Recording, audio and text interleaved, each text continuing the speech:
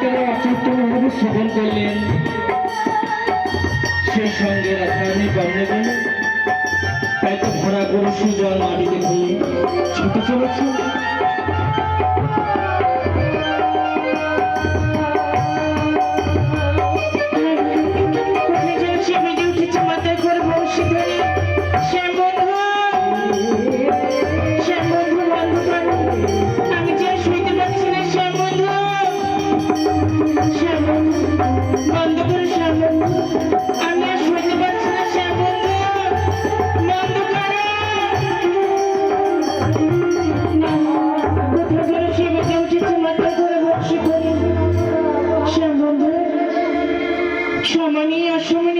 তোমার যখনই মনে পড়ে এমন ভাবে বংশধ্বনি করে কেন ডাকো বলো তো?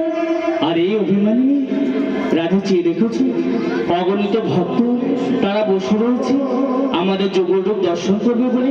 হ্যাঁ শ্যামবন্ধু, হয়েছে সমানি অসমানি যখনই মনে পড়ে এভাবে তুমি কেন ডাকো বলো তো?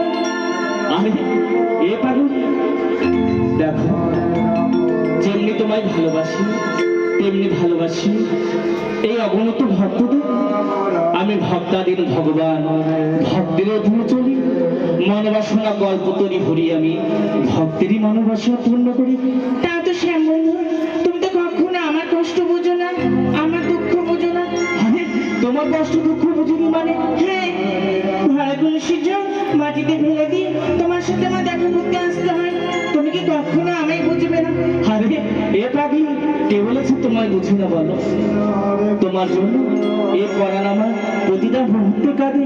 হ্যাঁ হয়েছে, তুমি আমার জন্য কতটা ভাবনা চিন্তা করো সেটা তো আমি দেখেই নিয়েছি। আরে তুমি যদি এমন ভাবে রাগ করো তাহলে কি করে হবে বলো? শ্যামবন্ধু শোনো না, বলছি অনেক বিলম্ব হয়ে গেছে, এখন আমি আসি, না হয় তোমার সাথে পরে কথা। আরে আস্তে না আস্তে এভাবে যেতে চাইছো যে? শ্যামবন্ধু, তুমি তো জানো বৃন্দাবনে সবাই আমায় কৃষ্ণ কলঙ্কিনী বলে ডাকে। তুমি তো জানো বাঁধনের ঘরে বসত করা কত দান। সে সংসারে প্রতিটা ভক্ত আমায় ভালোবাসে, তুমিও আমায় ভালোবাসো, কিন্তু জানো ভক্ত থেকে তোমায় বেশি আমি ভালোবাসি।